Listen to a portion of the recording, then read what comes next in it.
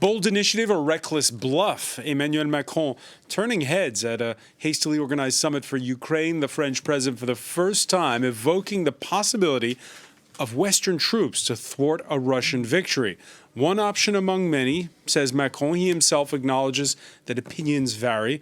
Otherwise put, well, he's very much in the minority. But with U.S. aid lost in the gridlock of an election year over in Washington, Europeans, including the U.K., showing a newfound sense of urgency as they watch the Ukrainians run low on manpower and ammo. We'll ask how far this continent can go, about public opinion that's solidly behind Ukraine but wary of mission creep, and whether we're talking about the same Emmanuel Macron who used to pride himself as the leader who can talk to Vladimir Putin.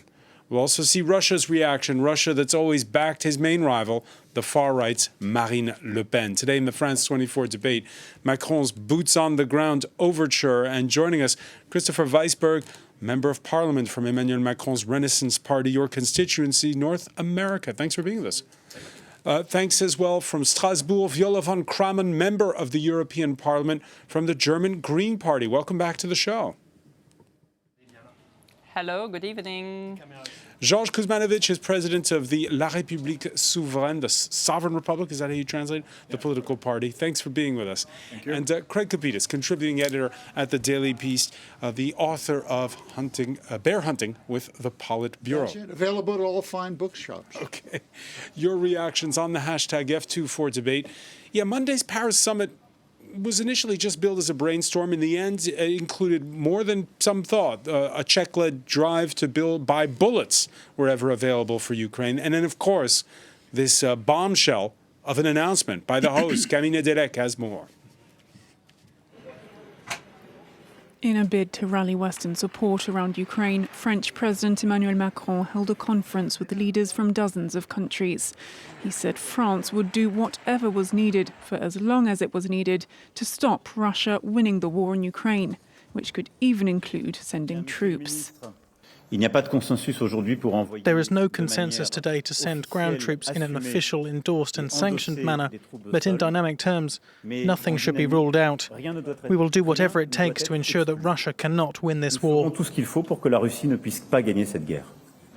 Macron announced that a coalition of states will begin to supply Ukraine with longer-range missiles and that Europe will step up provision of ammunition and other essential components such as powder. This as Russia's war on Ukraine begins its third year, and Macron is worried that US support for Kyiv is flagging. A $60 billion aid package is slowly making its way through US Congress, and some Republican lawmakers are fiercely opposed to it. And President Trump, who's also against sending further aid, could be re-elected in November. The EU, meanwhile, has delivered less than a third of the shells it has promised. Ukraine warned on Sunday that delayed deliveries of supplies from Western partners is costing lives on the front line, and some 31,000 Ukrainian soldiers have been killed on the battlefield since the start of the war. Both Macron and Zelensky warned that Russia's war is a threat to Europe as a whole. Everything that we do together to defend ourselves from Russian aggression adds security to all our nations for decades ahead, because each of Russia's losses and each of Russia's defeats teaches Russia and any other enemy of Europe and the free world as a whole that aggression does not and cannot get results. In recent days, Russia has made some advances, including capturing the town of Avdiivka. Christopher Weisberg, Ukraine accepting, this has been roundly denounced by, almost all NATO allies, including in the last hour the United States. Was this a gaffe? No, it was not a gaffe. I think, first of all, President Macron didn't say that he was going to send troops in Ukraine. He said that everything should be on the table in a way to, 2 years after this war started, to show our opponent, Vladimir Putin, that we're ready to get into any kind of reaction if they are attacking Ukraine more and stronger. I think it's very important. As you mentioned, President Macron was the first to have a very diplomatic approach with Putin 2 years ago. And we've been under attack, and France has been under attack by Russia in many different ways, and it's a strong stance. How so has it been under attack? Well, we've been under attack if we talk about what Russia's been doing in terms of information threat. If we look at how they are spreading disinformation through Wagner in Africa, creating a resentment against France. If we look at how they are systematically trying to destabilize our domestic affairs, yes, we are part of this attacks from Russia.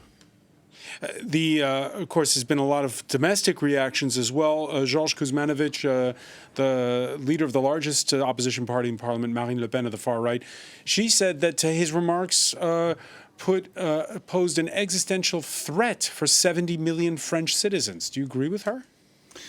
Well, I don't care about what said Mrs.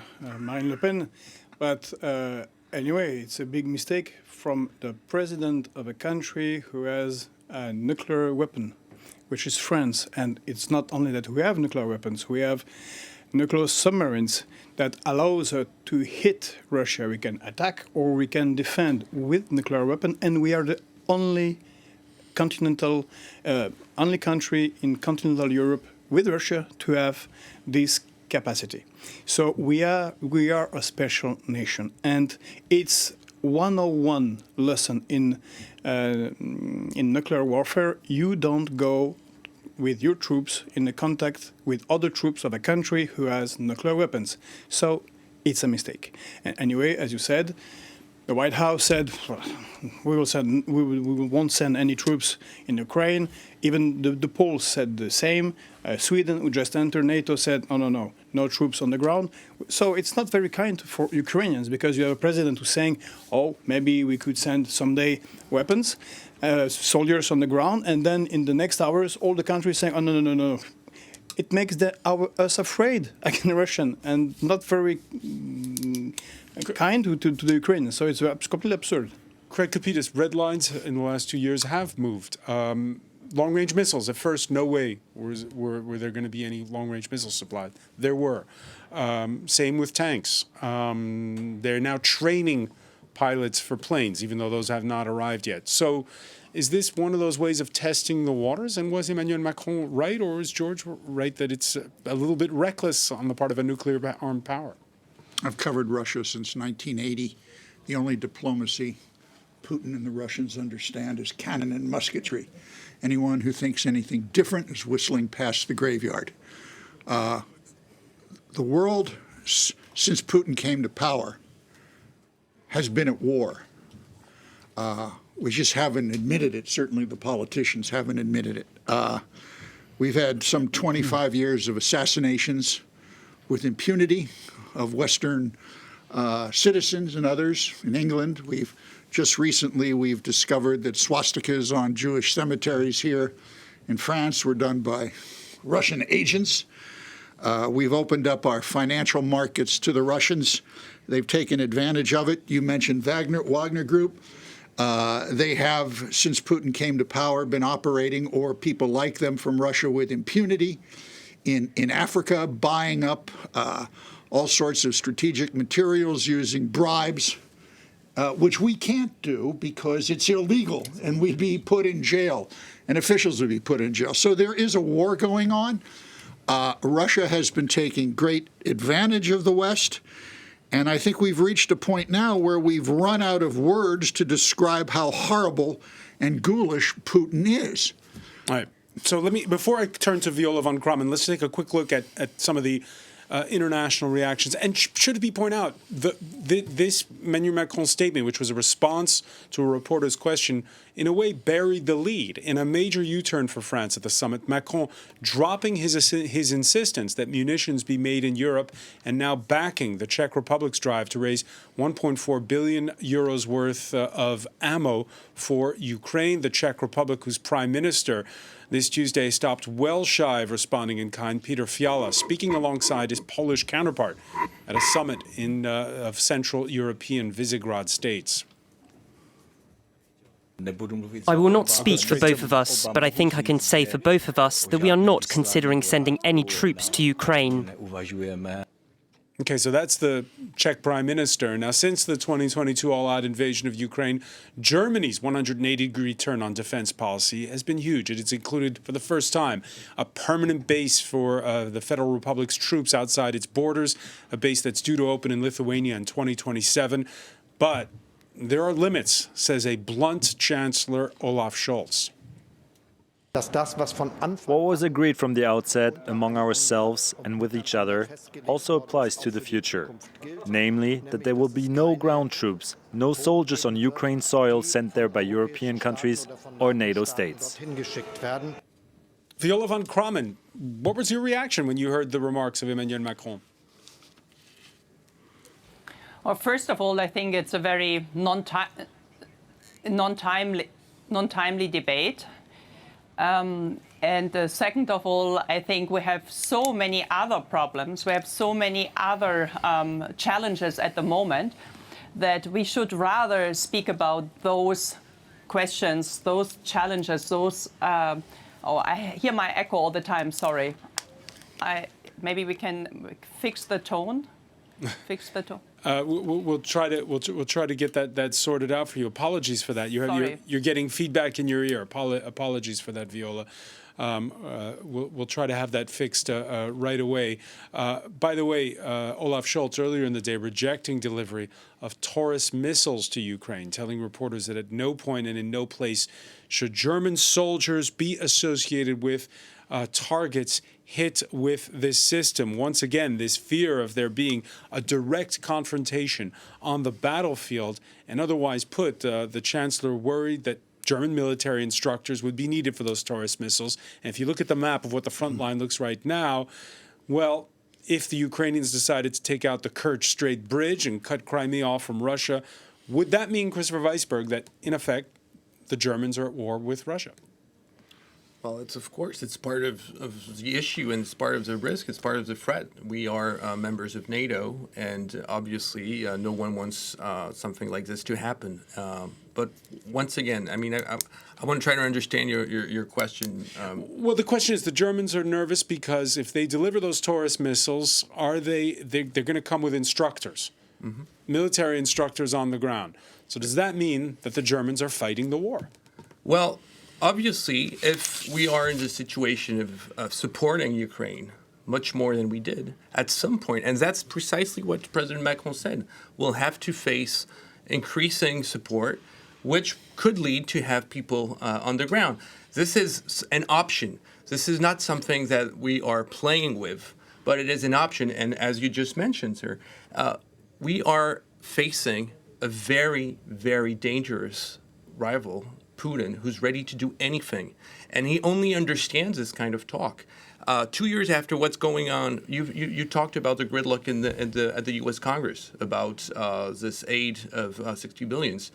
France has a responsibility to be part of a coalition to support stronger Ukraine.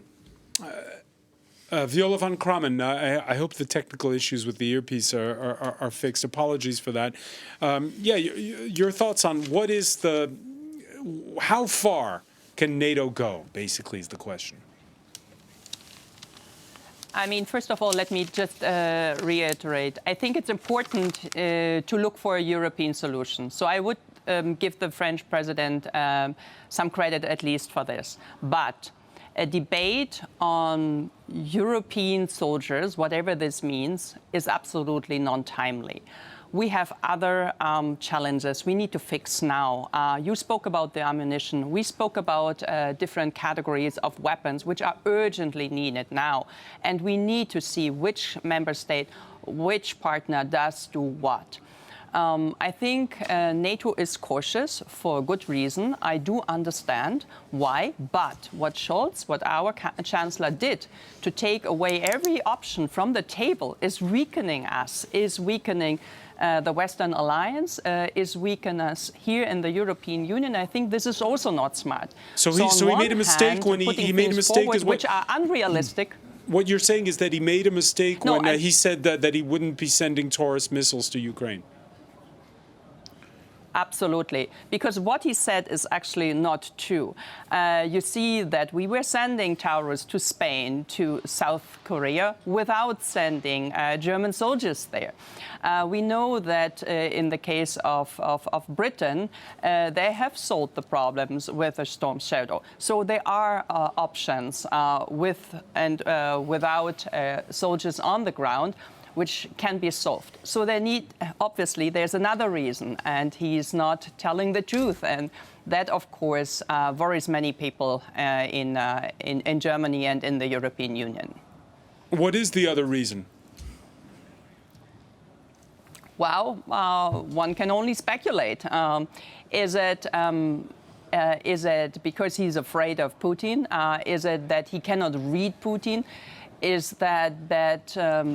there anything like compromat against somebody around him? I mean, you can speculate a lot, but definitely, no. I mean, honestly, we need to see the reality. And I don't think this is too funny. I think it is a bit worrying why people in the European Union do not really would like to see Ukraine to win. And there might be reasons for this. And so those reasons might kick back when it is absolutely urgent in this moment, in this next weeks to come, to support Ukraine with military equipment.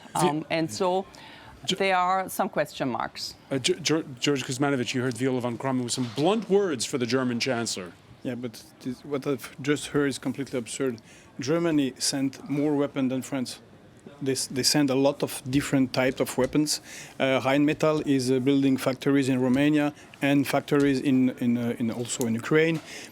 And secondly, it's not only Olaf Scholz, it's the Bundestag who voted against sending those missiles. And there is a big reason for that, is because it's not instructors that going, it's programmers. It's a long-range missile that is a. But you heard Viola von Kramon say you can get around that issue that they have when they sold them to Spain and South Korea. You can have trained people and then you sell the weapon and then they use it by themselves. But this takes 2 years. So if you want to use right now Tauruses, and everybody knows that, and in Kremlin they also know that, it means that you need to have already trained people, which are Germans. That's the only reason why they're not sending that particular weapon. That's it. But they're sending all the others weapons. So this is not very fair regarding Olaf Scholz, I think. And regarding procurement, regarding how what should be the red lines in helping Ukraine, what's your position? Well, it's obviously it's nuclear weapons, nuclear strike, and of course soldiers on the ground, because that means fight between NATO or France against a nuclear country who has 6,000 nuclear weapons. And maybe I disagree with you, but let's say it's horrible, they are Nazis, it's horrific, these guys are awful, but these guys have the power of a nation who has 6,000 nuclear warhead. So you cannot treat them like Libya or Syria or Iraq. It's not possible. You have to negotiate. That's it. You like it or you don't like it. And of course, maybe we don't like, but that's it. And plus, we are in a situation where we are using a lot of words. It's very fine, but it's not helping much Ukrainians. Because we are not hiding ammunition in Europe. Do you agree with Emmanuel Macron, who decided that he gave up on the idea of it only being European ammunition? Yeah, but anyway, those ammunition does not exist much. So that's the big issue. The Czechs claim they can get 300,000 right away and 500,000 very soon. Well, fine. So then send them. This argument, it's like arguing how many angels can dance on the head of a pin. Your position is legitimate. It's not at all. No, your position of the nuclear question, I think is legitimate. The reality is that Putin's laughing at us, and what Macron has been laughing at the West for 24 years. And Macron, to put it bluntly in American terms, has finally grown a set. Albeit obliquely, he has finally addressed this reality that you cannot negotiate with Russia. You cannot. Now, well, let's make no sense. If you want to try go right ahead. But what you're gambling with here is he just doesn't want Ukraine. Read his speeches. I do. Watch what he says on TV. You're talking about Vladimir Putin here. Yes, yes. Read what his little lapdog, or his lap weasel, Medvedev, says. They have this dream of recreating a spiritual Russian empire in Europe and beyond. This is evident to anyone who spends time studying the country. It's very difficult for the public to buy into. We are getting our clocks cleaned because what Russia is able to do sub rosa in the West to undermine what we would like to happen, we can't do there. He kills all of the opposition. He comes here and he assassinates people. We cannot do that. There is a war going on. Now, and we have said in the past, we're just as guilty with the propaganda. Remember, the Leopard tanks are coming, the F-15s are coming. Well, no. The only way you can beat the Russian war machine is to take it on full tilt boogie. And unless the West gives them all the material they need, which they haven't been giving since this war started. But you agree at the time of the Soviet Union, they killed a lot of opponents. They put them in the gulags. The time of the Soviet they were invading Budapest, they were invading Afghanistan. But the reason why... If you want to have a discussion about the Soviet Union, let's do that. What happened then, that's another time. What you have here is Putin, who is no Gorbachev. And he's certainly not a Yeltsin. He's not a drunk. And there's some realities here that I think Macron's statement really put on the table. Let's listen to what the Kremlin had to say. Emmanuel Macron's boots on the ground statement, deemed, quote, significant by the Russian presidency spokesperson Dmitry Peskov, asked what Western troops in Ukraine would mean for the probability of a direct confrontation between NATO and Russia. In this case, we need to talk not about probability, but about inevitability. This is how I estimate it. And these countries should estimate it the same way and be aware of this, and ask themselves whether this is in their interests, and most importantly, in the interests of the citizens of their countries. Viola von Kramen, European elections are coming up, as you know. The far right is riding high in many places. Will Dmitry Peskov's words that we just heard resonate with a lot of voters?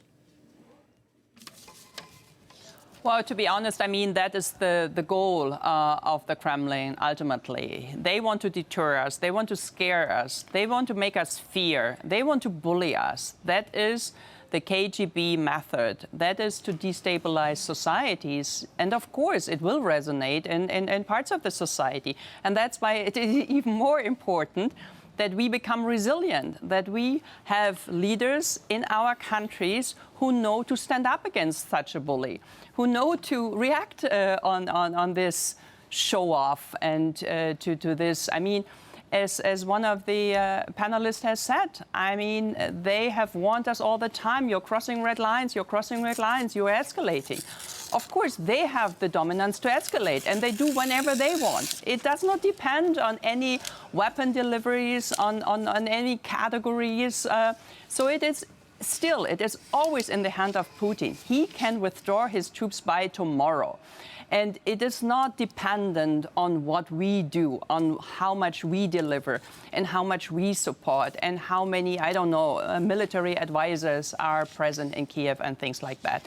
So I would not to be too much worried. I would say let's really invest and improve our capacities here, make sure that we really fill the gap between now and the time when ammunition companies, production places are ready in Germany and Spain and other places. And this needs to be monitored, and that needs to do overtime. So I don't see that we react to the massive investment, what Putin did. He works 24/7 on all his production places in the war economy, in the different companies, on the different locations. And I think our reaction is still rather moderate. You know, as a Green, it is really hard and it's really sad to talk in such a way. But I think we in the European Union have so much to defend, so much to protect.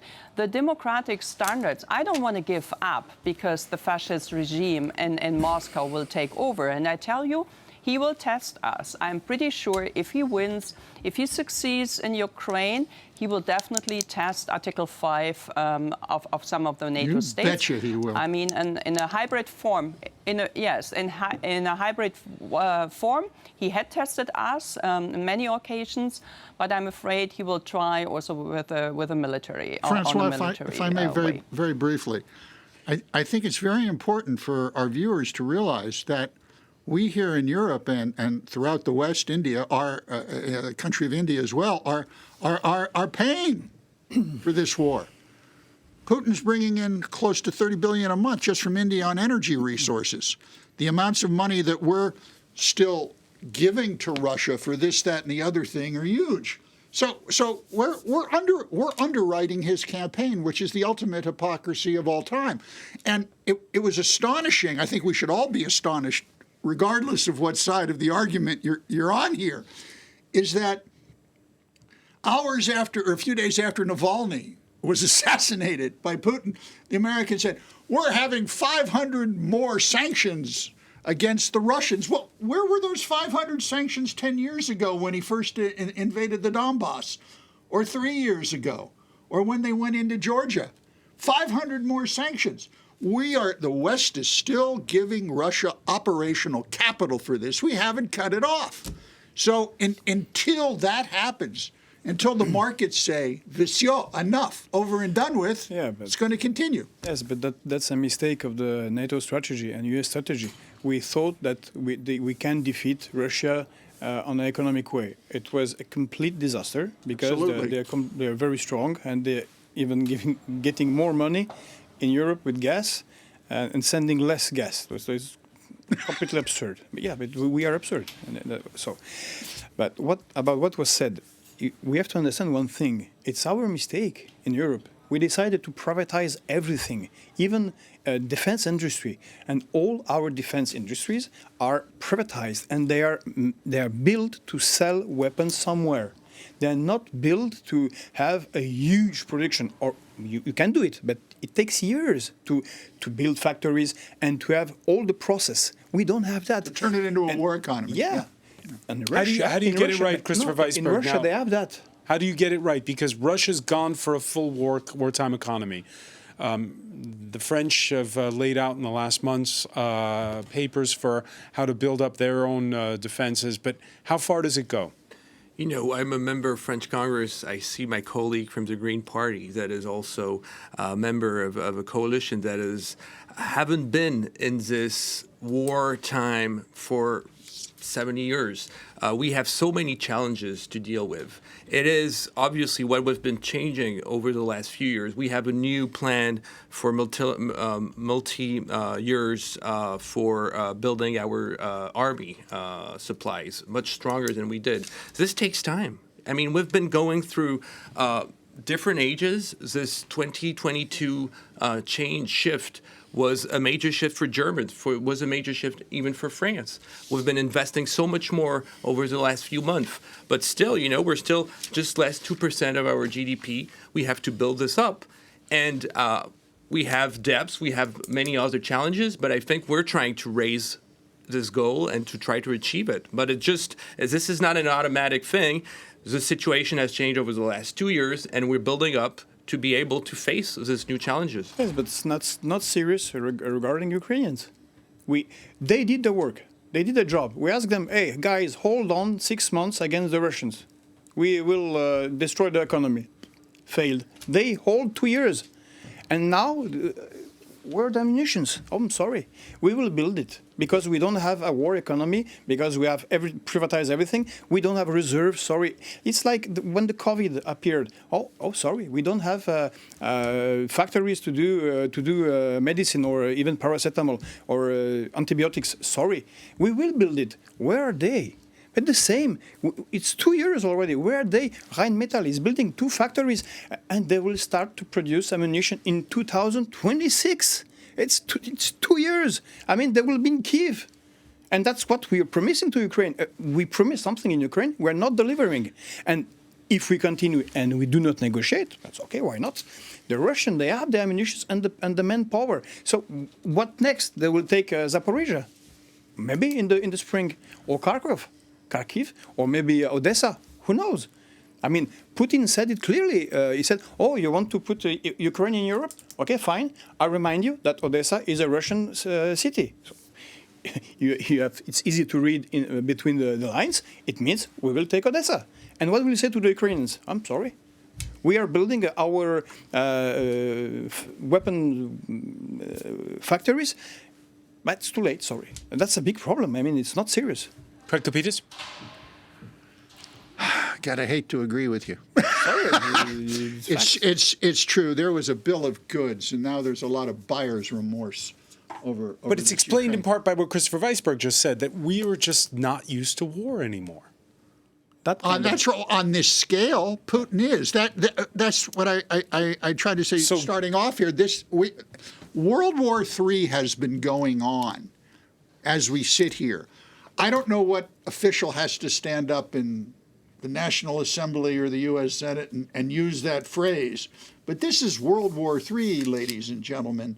It's just not being fought like... Do you agree with that, Viola van Krammen? Do you connect the dots between what's going on right now in the Middle East, what's going on right now in Sudan, what's going on in Ukraine, and say that all this is all linked?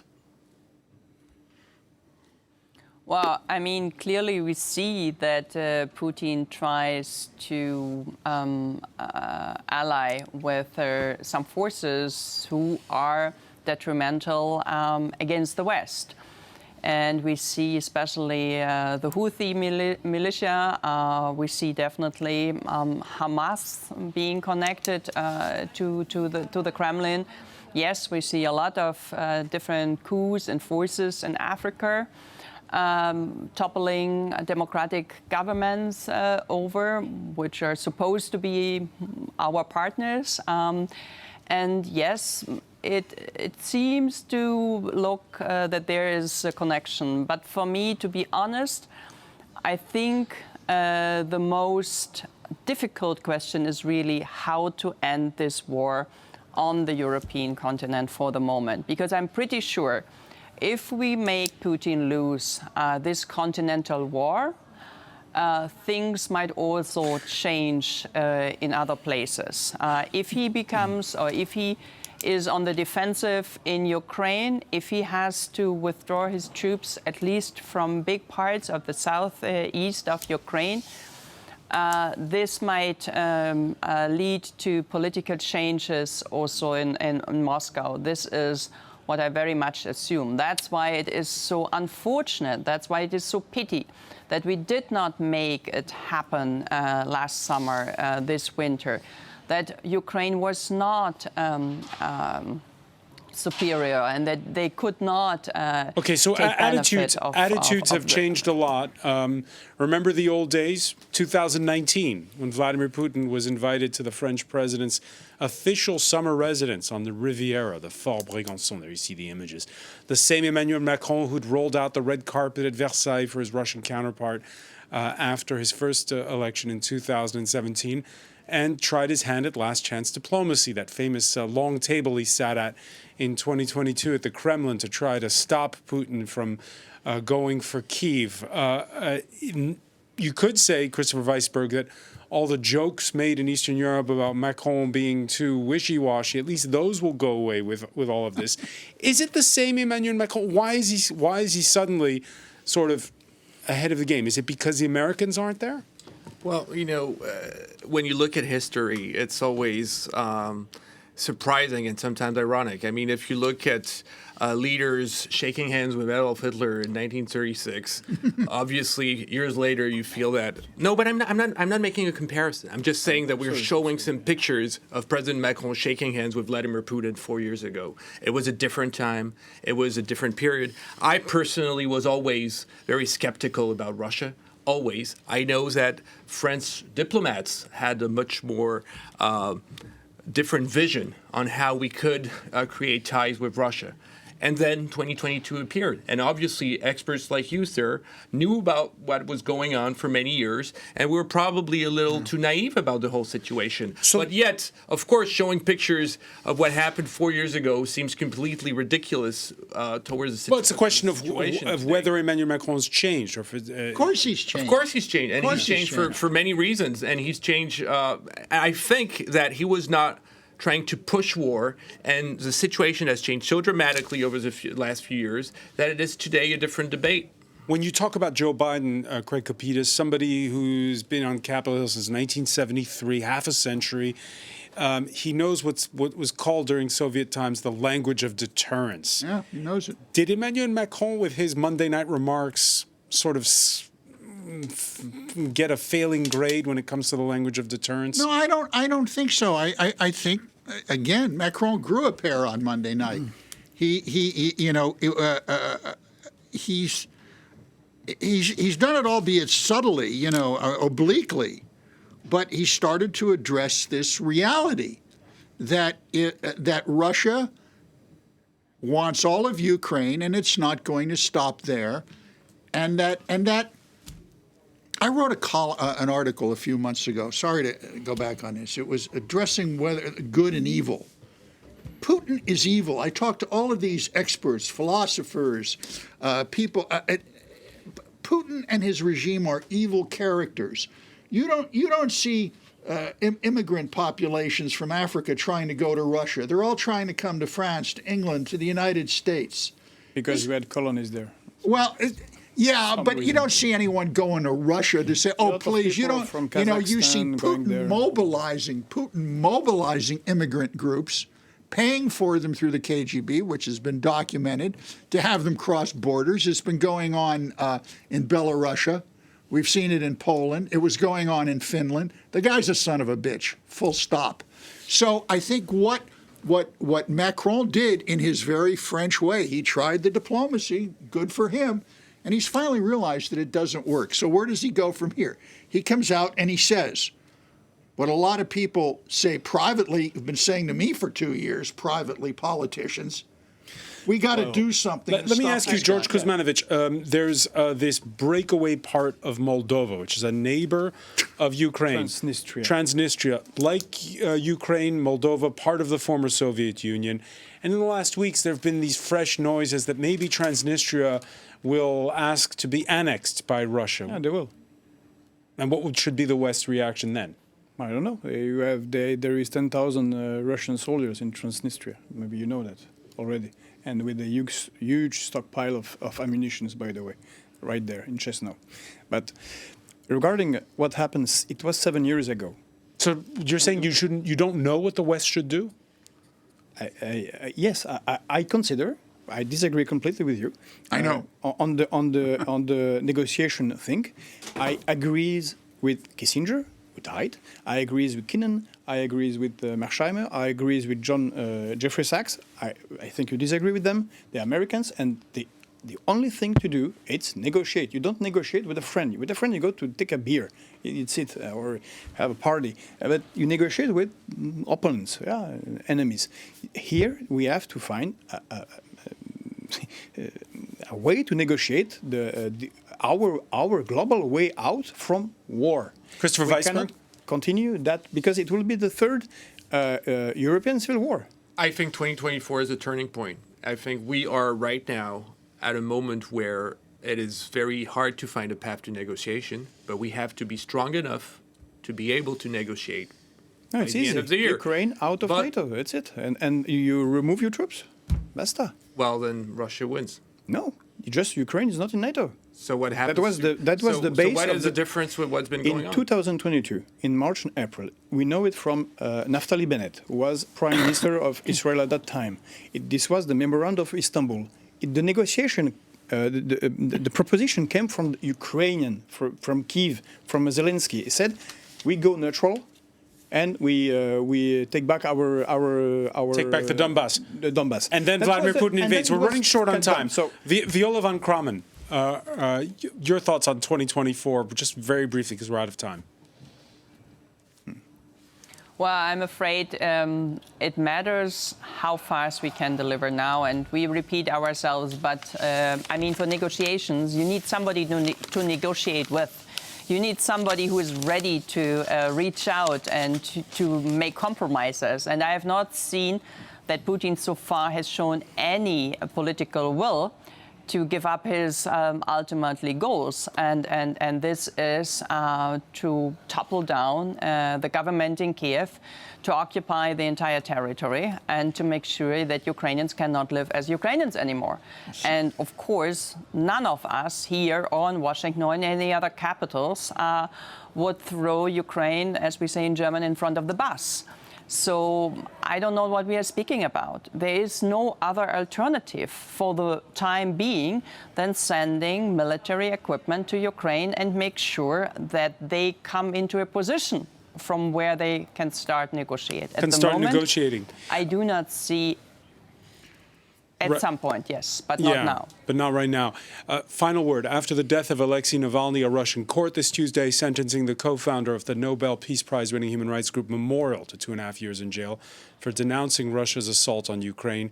70-year-old Oleg Orlov convicted to a stiffer sentence on appeal. We're out of time, Craig Kapitas, but if Vladimir Putin can crush his opposition, but can he crush it too much at this particular juncture? No. It's Russia. He can do whatever the hell he wants, and he's going to do it. Here, I have to say a word. I know very well Russia. This is insane. There is an opposition, a liberal opposition in Russia, but they are very weak, and they represent less than 5%. The real opposition behind Putin, and you don't want them to be at his place on the Kremlin. If you know Russia, you know that these are crazy dudes. They consider that Putin is even using the word traitor for some of them, because he did an attack in 2014 and he did an attack with full scale in 24 of October 2022. They're insane, and these guys are not just dudes that are behind computers or guys like Navalny or doing demonstrations. That guys are generals or ministers who are oligarchs that have power and. Craig Kapitas, one word because we're out of time. At that time, one word because we're out of time. Go ahead. One word on this. Putin is going to do whatever the hell he wants to do in Russia, and there's nothing the West can do to stop him. In Russia. All right. On that happy note, we'll leave it there. Craig Kapitas, I want to thank you. I want to thank as well Christopher Weisberg, George Kuzmanovic. I want to thank as well Viola von Krammen for being with us from the European Parliament in Strasbourg. Thank you for being with us here in the France 24 debate.